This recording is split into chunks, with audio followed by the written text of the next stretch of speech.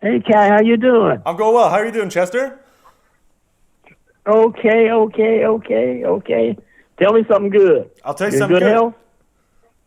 Sorry, I'll just. Well, I guess do you want to know like what the situation will be screening your films in the interview? Would that be helpful? Yeah, that would be helpful. All right, cool. So, okay, so basically, I'm part of this like small kind of collective screening group in Australia.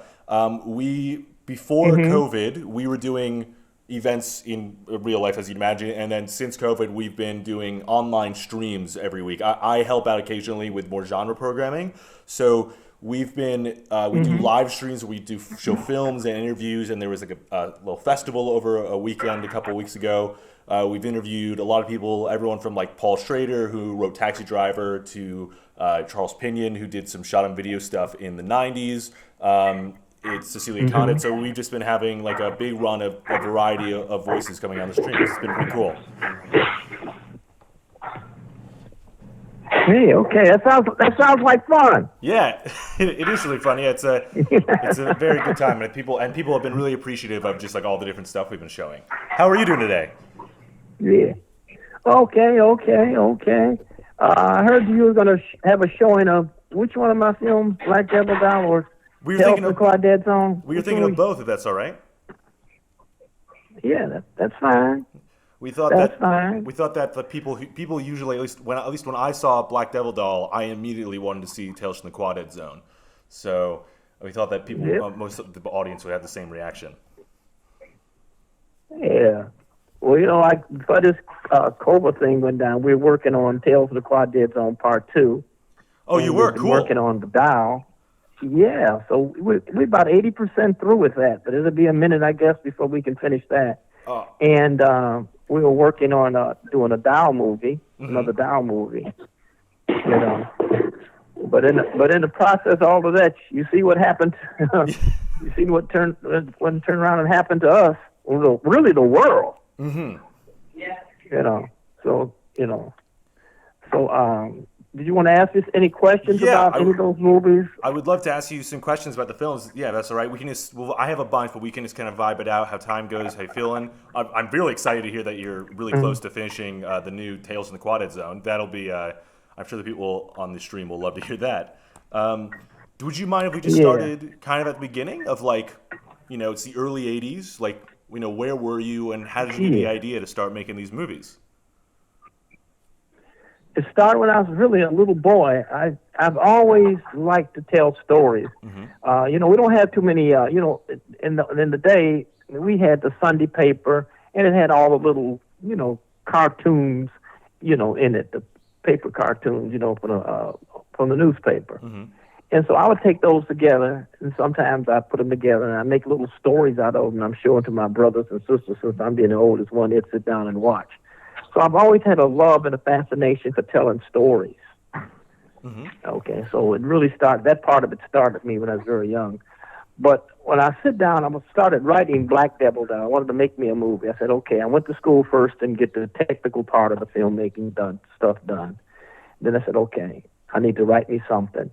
And so the first thing I wrote was Black Devil Down from Hell. And that wasn't the original title. The original title was called The Puppet. Hmm. So I got that written. And what was so amazing about that story to me, usually you don't write a story in 3 or 4 days and you don't stop to, all I did was stop to eat something, use the bathroom, and got right back at it. I was so intrigued with this concept, with this story. And so finally, when I finished it, I just knew I had to make this movie. There was just no way about it, even though I didn't know where all the money was going to come from and this and that, but it was something I just knew I had to do. It was a story I just wanted to tell.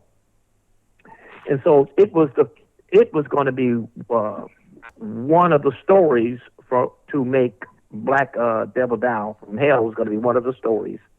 Once we changed the name from The Puppet to go and Tales of the QuadeaD Zone. That was going to be the first movie I was going to do.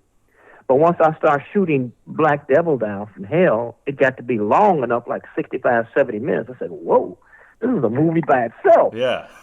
Okay? And so then I went with that. But it was a lot of problems in getting it started, working with a shoestring budget, first of all. And then I was working in my sister's house. She gave me permission to work in her house. But after I started shooting in the house, and we did some shooting on the outside. And, Shirley wasn't my first actress that I was going to have played a part. I can't even remember the young lady's name.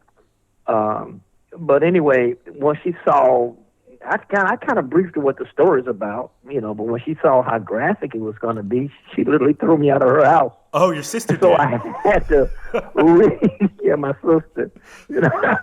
So I had to redo the story, reshoot stuff. Mm-hmm. And in the process of doing that, this young lady, I couldn't find her no more, and because it took me weeks to, I had to get a relative to let me use the house because I didn't have enough money to go out and really rent do anything like that. This was done on a shoestring budget, mm-hmm. but I wanted to get this movie made. Mm-hmm. And so I got my sister Beverly. She let me come in her house, and then I explained to her in more detail, but that wouldn't happen again. Yes, I said it's going to be an R-rated movie, mm-hmm. And I let her look at the script, and she was laughing. She said, she liked it, mm-hmm. and so she said, "Go right ahead." And so that's how that part of it. Then Shirley, I was looking for an actress, but I said, "Oh boy, I got to find me somebody who's gonna be able to do this for me." Mm-hmm. I can't, and I wasn't paying them very much, Mm-hmm. So that became a problem. So I was at Shirley was a friend, and she said, "I'll do it. And I said, "Shirley, you never acted a day in your life." She said, "That's okay. Give me a screen test." So I gave her a screen test, and she did pretty good. I said, "Okay, I got to work with her, mm-hmm. But hey, it is what it is, right?" Mm-hmm. As our president would so says. And so that's how I got her involved. Mm-hmm. And then we went on and shot the movie. And it was in the process of shooting the movie, we was having so much fun. It was so funny. If you listen to the soundtrack real closely, you hear me laughing. I did the camera work. Mm-hmm. I set up the lights. We didn't have no money to pay anybody at all that. And then at the end of the movie, we just made up fictitious names and put on the back, but most of that work was done. Yeah. We did all of that. Yeah, we did all of that. And so, but some of the interesting things that happened in this movie, my second sister, I can't remember her name right now. That's a shame, boy. Her name just slipped away from you so fast. Anna Maria. Anna. She, we needed a scene, there's a movie in the scene, Black Devil Die, where we're in this bar. Mm-hmm. Oh yeah, the dancing scene, right? Yeah, when she's picking up. When she was picking up. Yeah. And so I got a radio. We just played some music, and I said, "Okay, y'all just dance to that. I know I can't use these people's music. I'll just take that out later on, and I'll put in my own music." I scored the music myself. It's amazing. And so and that's how that was. How that was done. And then later on, before we had some bad luck with some of the parts of the movie. There's a scene in the movie where the second guy, his name was after his first name was I think his first name was Chester. I couldn't remember his last name. You see it on the credits. He actually died after he did his part. And in the neighborhood, stuff was going around that his girlfriend had poisoned him. So when I got through shooting it, when I got to the editing part, I didn't like the sound wasn't right. Mm-hmm. It was too much hissing in the sound, and it just didn't turn out right. So that's how I found out that he had passed away. So I had to dub that in myself. That's actually me dubbing in his voice at that particular time. That's not a crazy story. I had to redo his voice to bring it up, because to get that done. Mm-hmm. That was one of the things. And then Anna Maria's the bar that we shot in, I found out that burnt down, and I found out he died. I didn't put one and two together then. I don't believe in curses and stuff. I say, well, I'm just trying to do bad luck. But I got all my stuff done after that had happened. Well, that's just one of those things. How did you cast? But it was a lot of fun. How are you casting Huh? other than Shirley? How are you like for the guy who ended up dying unfortunately, and the first woman who played the lead? How did you end up casting her in Well, the I first did. place? What I did is that Shirley helped me with the casting. So we just went around the neighborhood and we just asked people who, that if you had any acting experience. And you'd be surprised how many people in the hood can act. You would really be surprised. And a lot of them we didn't use. That we didn't use everybody that we cast. But when we found out somebody that was reasonably good and could fit that part, we used that person. Okay, and that's how we did just about the whole movie. And so it was done on a shoestring budget. I remember there was one scene. At the time, it didn't bother me because I was just too involved in what I was doing. In the scene where we had the curio shop, and I was setting the camera up on the outside because she was going to walk into the shop and I was getting those shots together. And so some white boy walked by and said, "Hey, look, there's a nigga with a camera." So I added that, just reshot that and just went about my business. That's the only problem I had like that in Chicago. And so, so that was going on. But then I sit down, after I got it all done, we had to get the editing process. In the day, making movies then was much difficult because you really had to know how to do lighting. You really had to know how to do sound. The cameras made today, like the cameras I'm working with today, man, it's so much easier. I imagine. You know what I'm saying? Yeah. 1080p. I mean, you just learn how to work the camera and you're good to go. Lighting isn't that complicated to do. And but in the day with the equipment that we're using, it was you had to do your lighting right. You had to set up your sound right. And I think it's one of the earliest movies ever shot on a VHS. I was told anyway. Yeah, I believe so as well. I think. And so, yeah, and so I got it. We got it done, and then I showed it to my mother. Okay. Lord, what I do that for? Mothers love you. And she just looked at it, and she looked at me. She didn't say much or nothing. She just looked at me, and I showed it to her, and well, she just bowed her head and just laughed a little bit. And that was that. But I kind of always felt that she said, "Whoa, for your first movie, ooh, you really put it out there."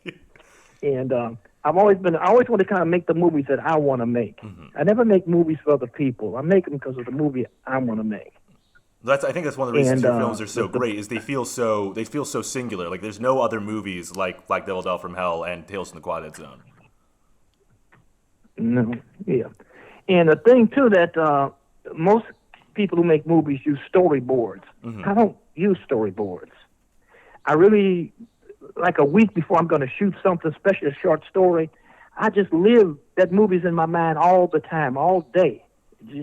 I'm just programmed that way. How am I going to shoot this? How is this going to look? And blah, blah, blah.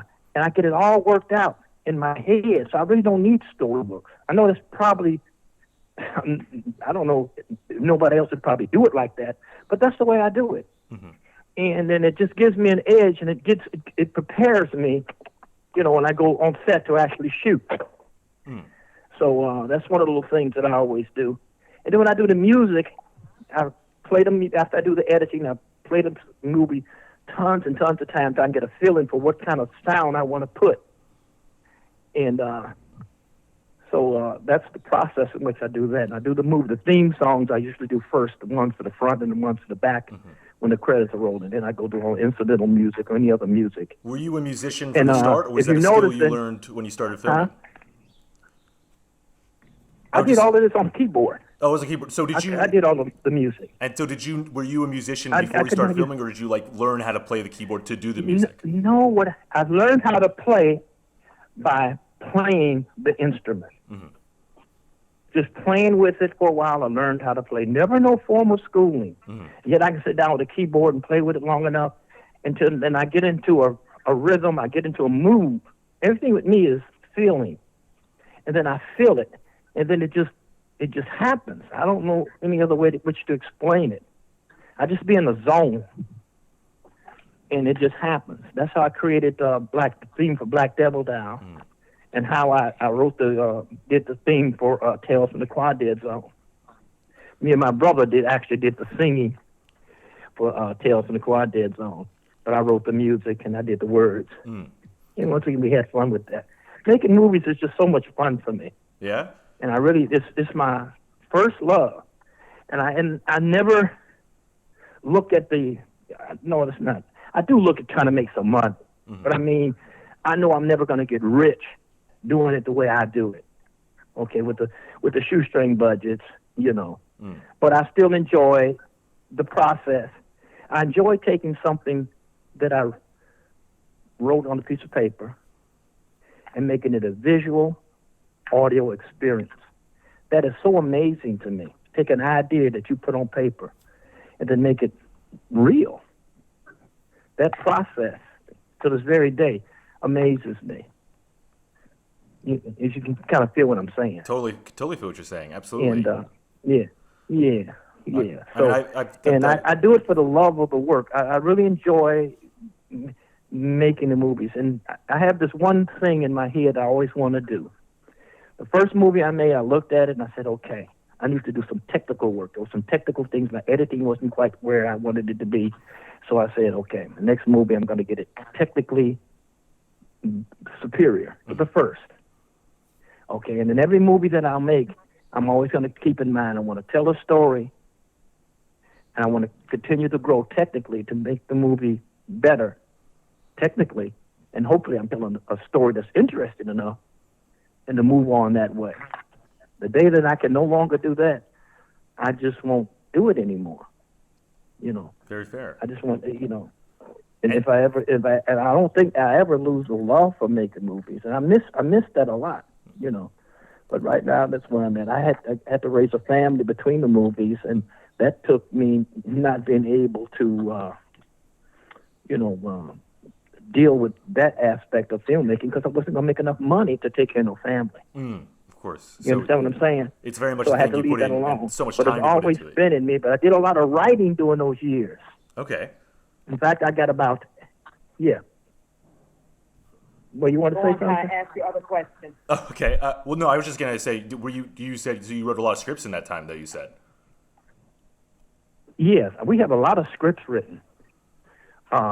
Guess What Grandma's Baking Now. I really want to make that movie. It's funny. I have a warped sense of humor. It probably shows up in my movies. Yeah, they are very. I find humor. The kind of dark side, but it's funny to me. And I wrote a short story which I was going to take out. I was going to do for the fun. We got 80%, like I said, of the movie done. Mm-hmm. I was going to do the final take, would be the final story, which is a great story. But then I wrote something that I just fell in love with. I said, like I did with Black Devil, I said, God, I got to make this. It's called The Egg. The Egg. It is so funny. So that's what the name is. You will laugh, and it's going to be so much fun to make. I'll just tell you this much about it. Mm-hmm. It's about They won't tell you nothing about it yet. Okay, don't tell you nothing. All right. All right. But anyway, I'm excited. I'm really excited already. Yeah, go on. It's.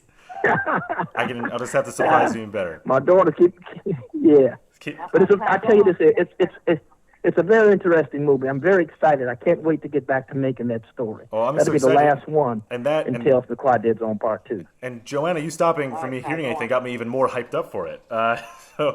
I guess if I could go back in time. I can tell you this. Yeah.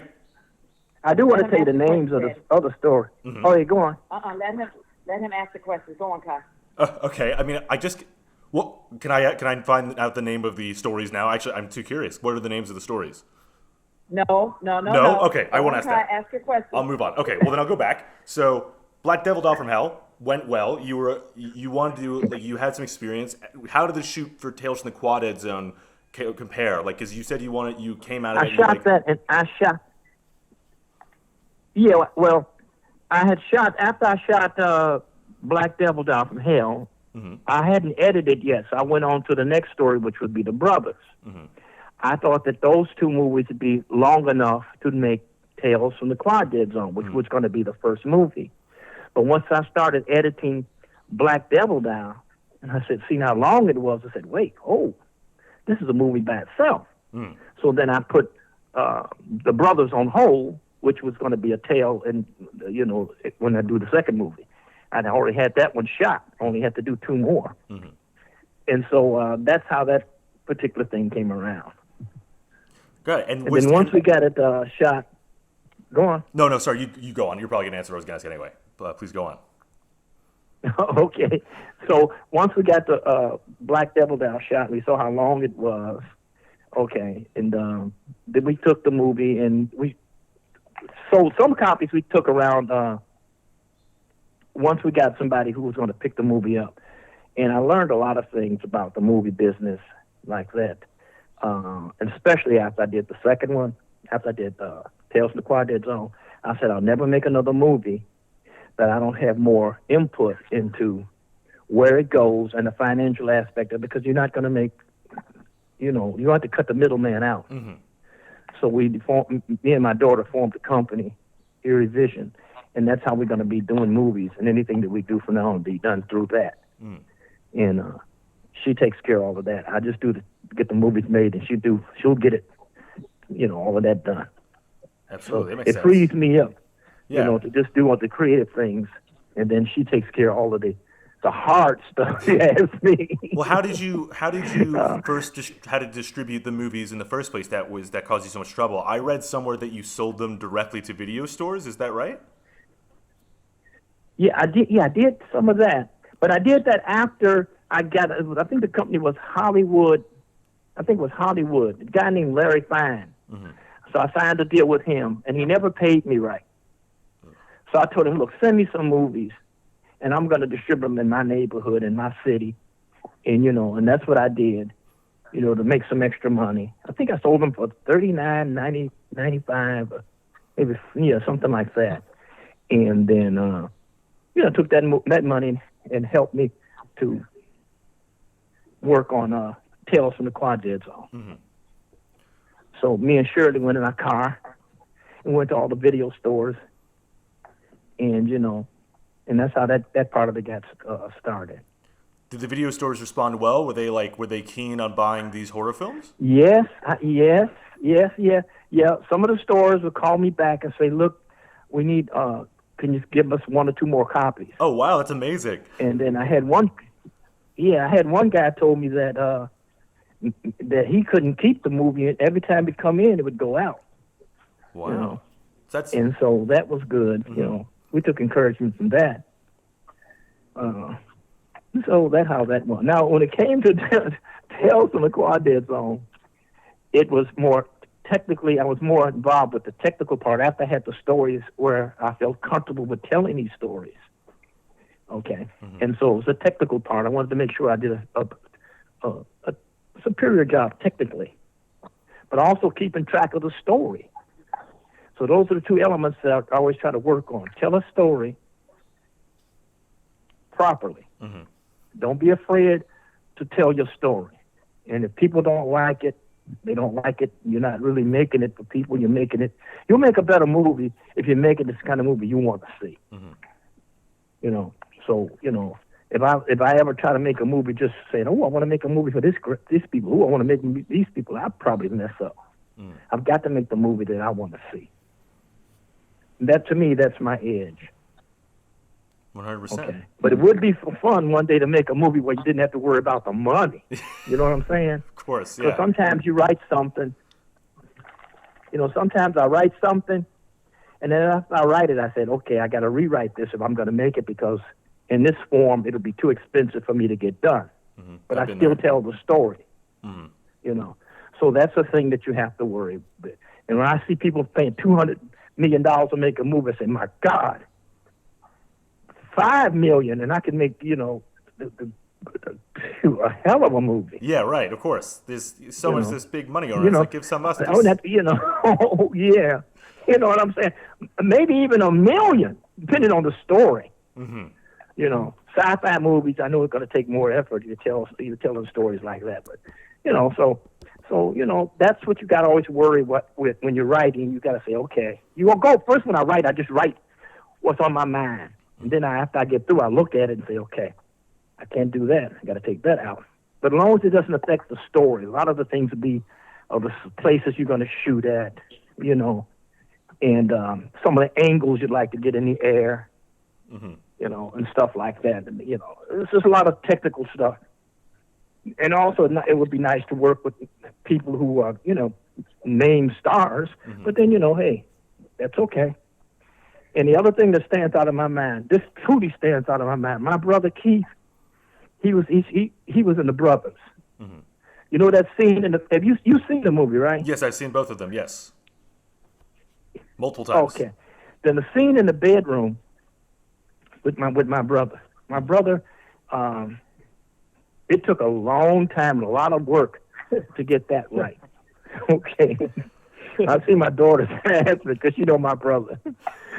I must have worked 2 weeks to get that shot, but when he got it, he got it, and he had to be so, you know, he tried my patience to the limit, but I never, you know, it was just hard for him because he'd forget his lines, and maybe he turned the wrong way, he'd laugh too hard or too much, you know, it was just a lot of stuff, and mostly the words, and getting the acting done. And then I have to realize he never acted before in his life. So, but I was so proud of him when he got that done. I was very proud of him when we finally got that done. That was probably, for our directing part, was probably the hardest part in the movie, was just getting my brother through that bedroom scene. Okay. So once that was done, the rest of it was a lot easier to go on and do. Smooth sailing, right? Yeah. So, and I guess that, and also I guess that's what happens when that's what happens when you're hiring people you can hire, and that's what happens when you're working with family. But I mean, I think the performances in Tales from the QuadeaD Zone are in particular are really great. So it worked out in the end. Right. Yeah. And also too, you know, the environment in which we worked in, we was having fun. And it was, they just looked at me as being his brother. He's helping my brother out. I'm looking at my brother's helping me out. He did the dial, and, you know, and he's actually worked on the new dial because we had left, the original dial was left in Alabama with Shirley, right? With I call her Coop. Okay. When I get ready to do the dial, I said, Shirley, where's the dial? I said, what? And so I took a trip down to Alabama just to look for that dial. I mean, we tore up the house. We tore up the other house we no longer lived in that was boarded up. We unboarded that house in the country. And we went and looked in the house. We looked in the shed. Couldn't find that dial nowhere.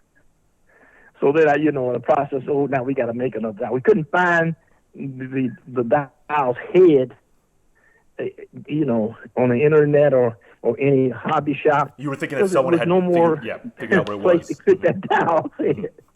So we had to build it from scratch. Where did you get did you make the first doll from scratch as well, or did you find the doll? We got a doll. That was made. It was made by Dan. Yeah, it was already made, and then we just changed it. Yeah, yes. And then what we did then was just worked on the head to get it to look like the doll that we wanted to look like. To reshape the nose and the mouth, okay, and the eyes, to get it to look pretty much like the other one did. But what I wanted to do in this movie, when I was going to do the next down movie, because I got a tremendous story, I wanted him to be able to walk, if it's not for 2 or 3 feet, be able to use his hands somewhat. And so that's where we at with that. So I decided, hey, we're not ready for that yet because we don't have the robotics down yet. And so, but we have the story in line. Just got to get the robotics down. And then we're going to start that once I finish this movie that I'm on now. That every detail you're giving me is getting me more excited, Chester. I got to tell you. I'm getting more excited by the minute. Actually, if I can go... if on that, okay, so now you have developed like a cult director status, right? And so you have the eyes on you that you can make these new movies. But after you made Tales from the QuadeaD Zone, you said you had to like settle down and raise a family, right? So you didn't make movies for a while. You're writing scripts. Do you remember when you first realized that you had like a big cult around your movies? Justine called Probably me. He when said they he'd been thought looking she for was me. dead. Probably Yeah. when they thought she was dead. Right. I Yeah, read a I had rumor no that people, idea. To be honest with you, Carl, I had no idea that the movies were that popular. You know, I had no idea. And so Justine, what's his name? Louis Justin. He got in touch with me, and we talked a while. And he said he wanted to put them on DVD, and so that's how that got started. That's when I knew it. Then I went on tour with him, and I saw all of them people were applauding, you know, and I said, oh, my God. The fans were really, I don't know, I was lost for words. Something that had been done 30, 35 years ago, and people had loved what almost brought me to tears, because I never think that anybody would, you know, appreciate what I was doing at the, you know. So that was very emotional for me, you know. Yeah, I imagine. And that's when I made up my mind that I would do, for the fans, I said, hey, I'm going to do one more movie. I made a promise on one of those tours I went to. I made a promise, and one lady asked me, you going to do another Dow movie? And I said, yes, I'm going to make another Dow movie. And so I have to keep that promise, although it's taken me longer than I wanted it to, but hey. Making movies always does, right? You know, There's a lot goes into them. Yes, it always does. Yeah. Yes, it does. Was it But strange? all I know is that. Oh, go on. Sorry. All I know is that we're gonna, with my daughter's help and God's help, we're gonna get this when this disease is over, and people can safely, you know, go back to work, and I'm not risking my life or nobody else's life. I will get back into that, and we're gonna get that done. At least 2 more movies. Although I got a lot of scripts in which to choose from. Of course. Joby? What, Yes, is sir. Joby still there? Yeah, Joby. Yeah, I'm here, Dad. Yeah. Is it? I don't see any harm in telling them the names of the. Would you think there's any harm telling them the names of the stories that are in the new movie that's going to come out whenever we get it done? Oh, okay. I thought you were giving him names of stuff that's not been copyrighted yet. Oh no, that's been done. And so on Tales from the QuadeaD Zone, it's going to be 5 stories. One of the stories is the Teltonians. Teltonians? That's the name. Another one is April Teltonians. You know, you're going to find out a lot about the creatures, where the book come from, and how the history of that book, and the people, and how those stories get into that book. Amazing. You have a glimmer of it at the end of Tales from the QuadeaD Zone. Yeah, absolutely. Then another story is called April Fool. April Fool is so funny. And once again, I got to put my hand over my mouth while I'm shooting the movie, because it just be so funny. Some stuff just be so funny, man. I mean, that I have to keep myself. You know, I can't be laughing, but I can't help it. It's just funny. When something's funny, you just, you know. And then what's the other one? Time Traveler. Time Traveler. Okay, and Time Traveler. And the 4th story is to Feed the World. That is funny too.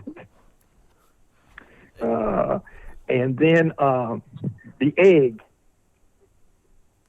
I haven't shot that one yet. That's the one you have to. But That's that the one to shoot. Got it. Yeah. Yeah, I got to finish that. Yeah. It's a very complicated something to do, but when I get it done, it's just, to me, everything starts with the writing, and I look at it too. Since I can't blow nobody away with no great special effects, I'm not getting no big name stars. I better be able to tell a story that's interesting, and that will keep people interested in it for the value of the story. You understand what I'm saying? 100%. Without that, then what's the sense to it? So you got to have interesting stories, and I think that'll be our strength moving forward, just to tell interesting stories and things that people, you know, if I want to see it, I'm just presuming there's a lot of people out there like me, a little weird, and if I'm not, I can't be the only weird person on the planet. Of course, right? Yeah, right. Of course. I mean, there are enough people that love your movies. The movies are already out there. You notice you didn't answer that real quick. You had to think about that. No, listen. I love your films. I know there are a lot of people there because the first time I watched your movies, I was a bit like baffled by them, and they stuck in my mind, and then I watched them again. I ordered them into my university library, and I watched them again, and I watched them again, and it just and I know not just me, but I have many friends who like definitely are as weird as have the same sense of humor as you because they absolutely adore your films. Oh, that's so nice to hear. I'm not the only weird person. You heard that, right, Joby? Yes, I did, Dad. Hopefully sometime one day I get to meet you in person. Oh, you're so far away. My God. Maybe I'll come to America one day. I would. Might be in another universe, huh? Well, in that other universe, I would love to meet you. I love your film so much. So. You've actually answered like most of my questions, which is amazing. I guess I had, I only had like one or two more. They're actually a friend of mine who loves who loves Black Devil Doll. He wanted me to ask you, are you familiar with the Black Devil Doll like remake or / homage movie that came out in 2007? Yeah. Have you seen it? Yeah. I looked at about. Yeah, it's horrible. It's not even. My mother always tell me, you can't say nothing good, don't say nothing. Mm-hmm. I looked at it for about 10 or 15 minutes and I just cut it off. Fair enough. You know? Yeah. When I looked into it, they did some technical stuff fairly well, but the story wasn't there. Mm. It was lacking that writing. Mm. Okay, and to me, that's where everything starts with the writing. You have to work on your words, and you got to work on it until it's right, and you know when it's right. Once you finish it, you know when it's right, and also. If you finish the script and it's not right, you know that too. You know, so you go back to the drawing board and you work on it.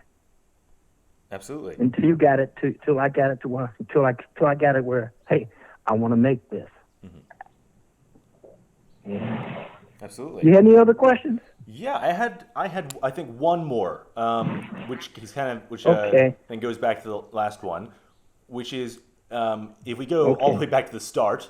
Well, actually, no, sorry, two more. I have two more because I just realized I see one now. One, is Shirley Jones going to be involved in the new ones at all? Yes. She's going to be one of the Teltonians. Okay, great. She's going to be the person who's going to be telling the stories. Mm-hmm. Yeah, so she'll be in that. Because she's so amazing. And that's the only part she'll have. She is. She'll tie all of those stories together. Amazing news. That's phenomenal. And like the mother did in the other story, and original Tales from the QuadeaD Zone. Mm-hmm. She's now telling her child this creature. Mm-hmm. Don't give it away, Dad. I won't get any more out of you on the plot, but that's very exciting because Shirley Jones is so amazing in them. But I want it to be a surprise for everyone when it eventually comes out. Other questions were: have you always been like a big horror fan? Were you like when you wanted to start to write them? Yes, that's my thing, man. I tell you, the first movie that really scared me, that I really fell in love with, and that was the original black and white Frankenstein. Okay, yeah. I think that's a great story. Mm-hmm. Yeah, you're making a human being, not the way we make babies, but you really just took dead parts and made a human being. Mm-hmm. It was frightening to me, but it was very interesting. Mm. You know, absolutely. So I really love that. And are you still a horror fan? Like you're making horror movies. You still? Oh, I love horror.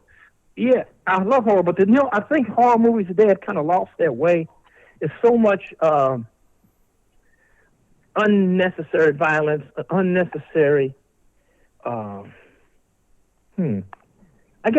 Unnecessary violence that doesn't really have anything to do with the script. Violence for the sake of violence doesn't work for me, or gore for the sake of gore doesn't work for me. It has to really be a part of the story. Mm.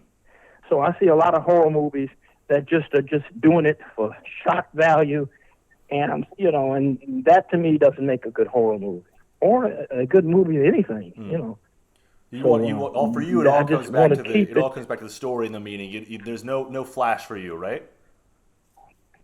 You're right. It's got something without a plot, and it doesn't connect and make any sense. There's some people who are very good at making movies. I really like the original Alien. That's one of my favorite horror movies. In part 2, they slipped on part 3, and they slipped on part 4. Those, they lost their way. Yeah. The first 2 are great movies. It's great storytelling. Great storytelling.